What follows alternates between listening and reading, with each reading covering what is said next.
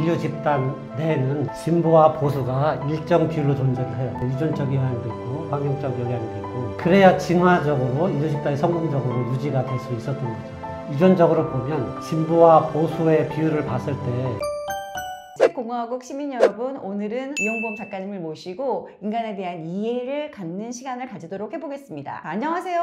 안녕하세요, 이용범입니다. 저희가 이제 다 모여가지고 투표를 했는데 지도자를 잘못 뽑는 경우들이 생기잖아요. 우리가 집단이 모여서 집단지성을 발휘하여 투표를 했는데, 아니면 바보 같은 절대 리더가 되면 안 될 사람을 리더의 자리에 올려놓고 마음고생을 하는 경우도 있잖아요. 왜 이렇게 리더를 제대로 뽑지 못하는 걸까요? 인류 집단 내에는 진보와 보수가 일정 비율로 존재를 해요. 유전적 영향도 있고 환경적 영향도 있고, 그래야 진화적으로 인류 집단이 성공적으로 유지가 될 수 있었던 거죠.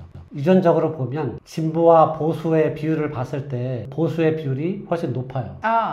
비율상 신경과학자들이 주장하는 정치적 성향에 영향을 미친다면 그 분포하는 비율로 봤을 때는 보수주의자가 실제로 더 훨씬 높아요. 진화적으로 보면 그런 사람들이 생존했을 가능성이 훨씬 더 높은 거예요. 자기 것을 지키고, 그리고 잃지 않으려고 노력을 하고 현상을 유지하려고 하고 하는 것, 사람들이 생존에 더 유리했을 거예요. 진보적인 성향을 갖고 있는 사람들은 새로운 것을 추구하고 모험을 추구하기 때문에 조기에 사망할 가능성이 훨씬 더 높았다는 거죠. 그러니까 유전적으로 보면 적당하게 지금 균형이 맞춰진 상태예요. 그래서 보수가 집권할 가능성이 어느 나라든 높아요. 보수가 이길 가능성이 높네요. 그렇죠. 보수가 집권할 가능성이 높은데, 확률적으로 보면. 그럼에도 불구하고 가끔 진보가 집권을 하죠. 근데 이거는 보수의 리더가 정말 형편없거나 보수가 잘못 정치를 했거나 했을 때 넘어오는 거죠. 우리나라 역사를 보더라도 군부 독재 해갖고 국민들을 탄압했거나, 아니면 정말 무능했거나 무지했거나, 아니면 이번처럼 정말 망상에 사로잡혀서 어떤 이상한 일을 벌였거나, 그런 경우가 아니면 진보가 집권하기가 사실 굉장히 힘들어요. 사회적 분위기, 언론이나 이런 여러 가지 사회적 환경들도 진보한테 상당히 불리하죠. 역사적으로 보면 리더들 중에 정말 이게 하지 못할 허약한 짓을 많이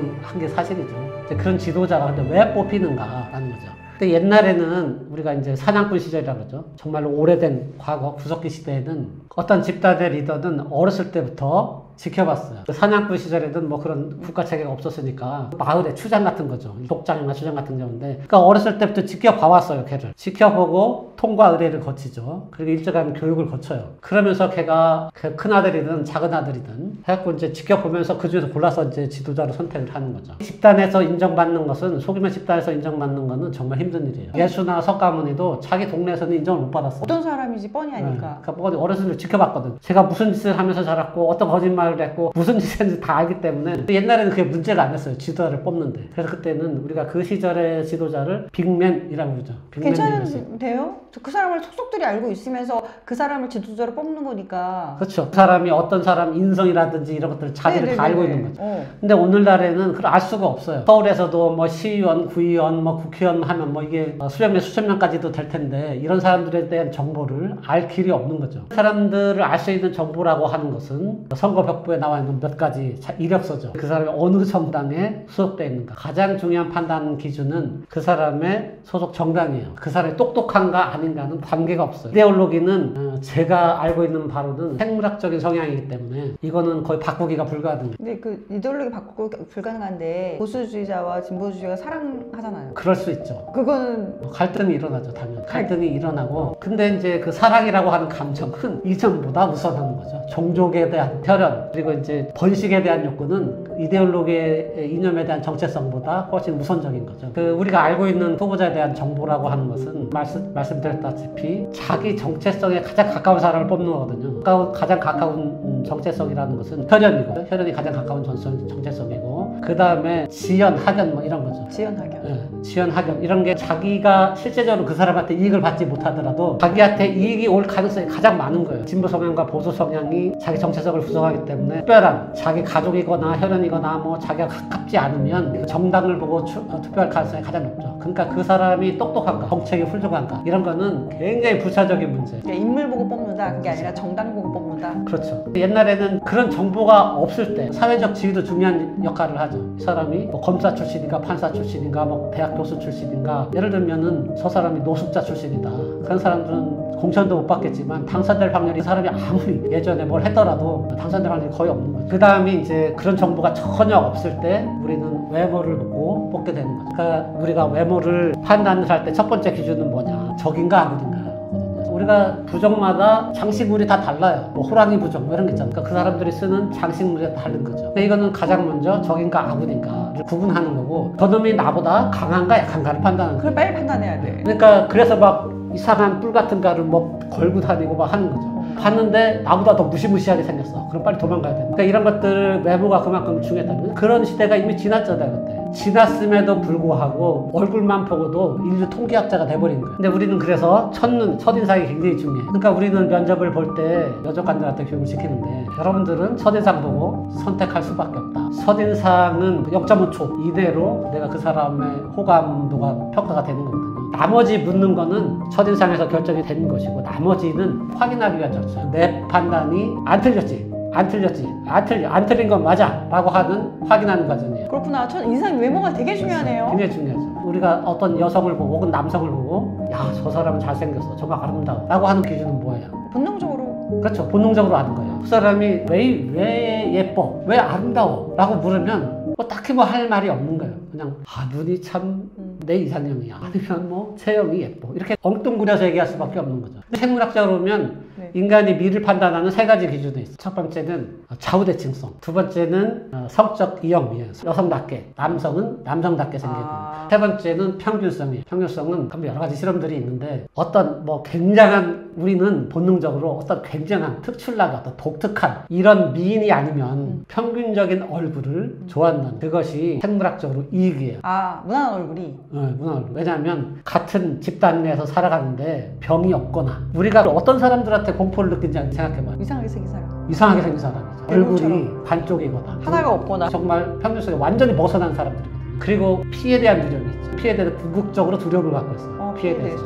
모든 경고 표지는 다 빨간색이에요. 그리고 이제 어둠에 대한 본능적인 공포가 있죠. 우리가 그것은 주행성 동물이기 때문에 그래요. 야행성 동물은 어둠에 대한 공포가 없죠. 저 야행성인데. 그러니까 그 폐소공포증도 마찬가지예요. 폐소공포. 그것은 공황장애하고 비슷한 건데, 갇혀있다고 공포를 느끼는 게 아니라 자기가 도움을 받을 수 없는 상황에 놓였을 때 공황을 느끼는 거예요. 우리 인간의 두려움이라고 하는 것은 이유가 있는 거죠. 오래 살아남기 위한 그렇죠. 생존과 관련된 기억이 있고, 그리고 외모가 되게 중요한데, 그래서 우리 뭐 케네디 대통령이나 못생긴 사람보다는 잘생긴 사람을 뽑으려고 해서. 현재 선거도 마찬가지인데 여러 가지 굉장히 많은 실험들이 있어요. 예를 들면 어떤 트럼프와 누구의 얼굴을 조합해서, 아니면 또 누구와 누가 조합해서 이렇게 상대적으로 뭐 호감도를 조사한 이런 그 실험들이 많이 있는데, 재밌는 거는 이제 자기를 닮을수록 좋아요.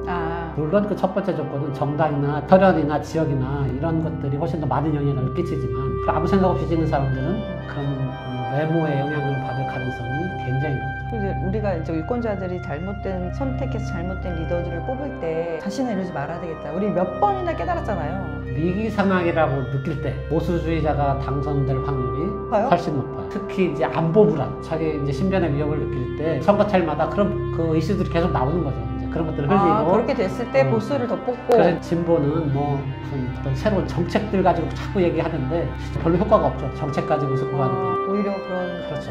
위기 상황을 만들어내는 게 훨씬 더 효과가 커요. 거기에 사람들이 흔들려서 뽑는다. 작가님께서는 정치적으로 어디시냐 물어보면 뭐라고 대답하세요? 저는 뭐 진보적인 성향이 강한 편입니다. 저는 중도라고. 중도도 있나요? 중도는 실제 우리가 이제 선거를 해보면 따로 분류하기도 하는데, 또 어떤 학자들은 중도가 실제하지 않는 것이다 라고 얘기하는 분도 있어요. 저는 제가 생각할 때는 중도가 있긴 있지만, 중도는 엄밀히 말하면 정치적 성향이 아니고 정치를 아예 무관심증이다. 중도라고 보통은 보수냐 진보냐로 나뉠 수밖에 없다, 이렇게 생각하시는. 그게 이제 부분적이라도 어떤 사안이나 이슈에 따라 좀 달라지긴 하지만 근본적으로 사람은 어느 한쪽에 약간 치우쳐 있다라고 하는 게 제 생각입니다. 왜 진보였다가 나이가 들어서 보수가 됐다. 나이가 들면 인간은 다 보수화 된다. 근데 이제 인구 밀도상 노화 인구들이 많아져서 고령화 인구들이 많아지니까 전부 보수될 것이다. 그 나이가 들면 보수화된다는 연구 결과들이 많이 있어요. 근데 이제 그 이유들을 쭉 추정을 해보면 나이가 들어갈수록 지켜야 할 것들이 많아지는 거예요. 그러니까 이제 급격한 변화를 싫어하는 거죠. 결혼을 하면 가족이 생기고 가족이 생기면 자기 가족을 지켜야 되는 의무와 책임이 생기는 거죠. 나이가 들면 그동안 축적한 자산들이 있기 때문에 지켜야 하는 것이죠. 그래서 나이가 들면 전반적으로 보수화되죠. 그리고 뇌도 변화합니다. 그러니까 우리가 나이가 들면 뇌가 퇴화하는데 보통 퇴화가 가장 빨리 이루어지는 게 그 위쪽 테네피질. 되뇌피지? 네, 테네피질. 그러니까 전두엽을 포함한 뇌 위쪽이 이제 퇴화가 되는데 보통 그게 전두엽 같은 경우는 보통 25세 때가 가장 활발한 시기라고 그래요. 그래서 이제 그 이후부터 점점 퇴화를 시작되는데 근데 이제 50세에서 55세 정도까지는 노력 여하에 따라서 어느 정도 유지가 가능한 거죠. 근데 이제 55세가 지나면 본격적으로 퇴화를 하기 시작해서 나중에는 이제 치매 상태까지 올 수도 있는 거죠. 그렇기 때문에 이게 뇌 활동이 제대로 안 되는 거죠. 그래서 정치적 성향도 점점점 안정지향적으로 바뀌어가는 겁니다. 진보와 보수의 뭐 뇌도 다르다, 뭐 뭐도 다르다, 유전도 다르다, 막 이런 말들이 있는데 보수하고 진보하고는 어떤 차이점들이 있나요? 이제 이런 걸 연구하는 사람들을 이제 뇌과학적으로 연구하는 사람들 그러니까 신경정치학이라고 하는 분야가 있어요. 신경 전치학은 처음 들어보는데요? 신경정치학을 하는 사람들이 있는데 이분들은 주로 뇌를 통해서 진보와 보수가 어떻게 다른가를 이제 연구를 하는 사람들이죠. 유전자 가지고 이제 공부를 하는 사람들도 있고 그 지금까지 알려진 바에 의하면 정치적 성향에 가장 큰 영향을 미치는 게 이제 도파민 시스템, 신경전달 물질인 도파민 시스템 관장하는 유전자의 차이가 진보적인 성향이나 보수적인 성향을 결정한다고 보는 학자들이 있습니다. 아, 네. DRD4라고 하는 유전자인데 이 유전자가 또 사회적 관계 주로 담당한다고 그래요. 근데 이제 진보주의자들은 이게 변이가 여러 가지가 있는데 DRD4 7R이라고 하는 유전자 변이를 갖고 있는 사람들이 진보적인 성향의 가능성이 높고 DRD4 4R을 갖고 있는 사람들이 보수적 성향을 드러낸다고 이제 연구 결과가 있죠. 두 번째, 뇌 말고 이게 왜 저기 하냐면 그 유전자 도파민 시스템이라고 했잖아요. 도파민은 뭔가 새로운 시도, 모험 뭐 이런 것 관련이 있거든요. 진보주의자들이 이런 새로운 시도나 모험과 관련이 있어요. 그러니까 우리가 성격 이론에서 빅5 이론이라고 했죠. 그 중에 경험에 대한 개방성이라는 항목이 있어요. 빅5. 경험에 대한 개방성이 진보주의자의 가장 큰 특징이에요. 성격적으로. 그러니까 예를 들면 사회적 변화, 낯선 것에 대해서 관대해요. 그러니까 동성애자로 포용할 수 있고 또 다른 인종들도 포용할 수 있고 이게 그 특징이에요. 이 부분이 이제 보수주의자와 아주 본질적으로 다른 부분인데 그건 이제 뇌 문제로 넘어가야 돼요. 뇌 문제는 진보주의자는 바로 앞부분에 있는 그 전방대상 피질이라고 하는 부분인데 어떤 상황에서 갈등을 조절하고 위기상을 타개하는 데 역할을 하는 영역으로 알려져 있어요. 그래서 이제 진보주의자들은 어떤 상황에서 자기 제갈길을 빨리 판단하고 선택하는 거죠. 근데 보수주의자들의 특징은 뭐냐면 우측 편도체가 활성화된다는 걸로 알려져 있어요. 근데 편도체는 공포를 관장하는 영역이거든요. 그러니까 보수주의자들의 공포와 불안이 진보주의자에 비해서 심한데 무엇에 대한 공포인가? 가 중요한 거죠. 그러니까 아까 진보주의자들은 경험에 대한 개방성이 강하기 때문에 새로운 모험에 도전하고 새로운 것을 쉽게 받아들이지만 보수주의자들은 낯선 것에 대해서 쉽게 못 받아들여요. 그래서 이제 아까 우측 편도체가 이제 그런 공포 심리와 관련이 있고 그리고 또 한 가지 이제 뇌 섬엽이라고 하는 인슐라라고 하는 이제 섬엽이 영역이 있는데 이 부분은 혐오와 관련이 있어요. 보수주의자들은 이 섬엽이 또 활성화되어 있어요. 그러니까 아까 공포와 혐오, 그러니까 무엇에 대한 공포와 혐오인가? 낯선 것에 대한 공포와 혐오예요. 그건 생존하는데 되게 중요한 역할을 했을 것 같은데. 그러니까 이제 왜 그런 뇌가 차이가 다르냐면, 그러니까 우리가 이제 정책이다 이런 걸 보면 진보하고서 차이가 뚜렷해요. 예를 들면 다른 낯선 이방인에 대한 포용, 다른 인종에 대한 차별, 우리가 익숙하지 않은 순혈주의를 파괴하는 동성애, 자유연애 이것에 대해서 보수자들이 굉장히 엄격하죠. 네. 가족주의가 굉장히 엄격하죠. 그런 것들을 혐오하는 거예요. 그러니까 이번에 문화적인 차이가 있어요. 문화적으로 형성된 거. 이거는 이제 유목문화와 농경문화의 차이가 있어요. 그러니까 이제 되게 우리가 보면 선거를 해보면 도시는 야성이 강하고 그리고 이제 시골은 여당에 대한 저희가 강하다고 했잖아요. 그렇죠. 우리나라 지금 보수주의죠. 수도권하고 지방하고 시골이라는 건 농민을 의미하는 거죠. 이 사람들은 문화가 완전히 달라요. 지켜야 할 게 달라요. 농민들은 가장 중요한 자산이 뭐냐면 토지예요. 땅. 땅이죠. 근데 이거는 옮겨갈 수가 없어요. 토지는. 영원히 거기에서 살아야 돼요. 이 사람들은 거기서 수능을 해야 돼요. 그 환경에. 그래서 환경 변화가 일어나면 굉장히 두려워하죠. 불편함을 느끼겠네요. 근데 문제는 뭐냐면 자기 소유권만, 토지에 대한 소유권만 지켜주면 상관이 없어요. 우리나라 조선이든 일본이든. 근데 이제 소유권을 누군가가 뺏어간다? 이런 문제가 생기는 거예요. 농민 전쟁이 일어나는 거죠. 근데 유목민들은 좀 달라요. 유목민들은 우리가 노마드 얘기했듯이 이 사람들은 어디든지 이동이 가능해요. 네네. 근데 이 사람들의 재산은 뭐냐면 유동성 자산이에요. 그러니까 가축이라고 하는 것은 끌고 이동할 수가 있거든요. 토지는 이동을 못하지만. 그래서 이 사람들은 묶여있지 않아요. 특정 환경에. 이 사람들은 자기가 가는 곳이 내 땅이에요. 그래서 이제 유목민의 역사를 보면 계속 이동을 하잖아요. 가는 길을 막는 자가 적이에요. 전쟁을 일으켜요. 그래서 막으면. 유목민한테 중요한 것은 물과 초지죠. 물과 초지. 그러니까 이것만 있으면 돼요. 근데 물과 초지는 계절에 따라 계속 바뀌는 거예요. 계속 이동할 수밖에 없죠. 그래서 유목민의 기질을 가진 사람들이 진보적인 성향의 가능성이 높고, 농민의 그런 문화적 환경에서 자란 사람들이 보수주의적인 확률이 굉장히 많은 거죠.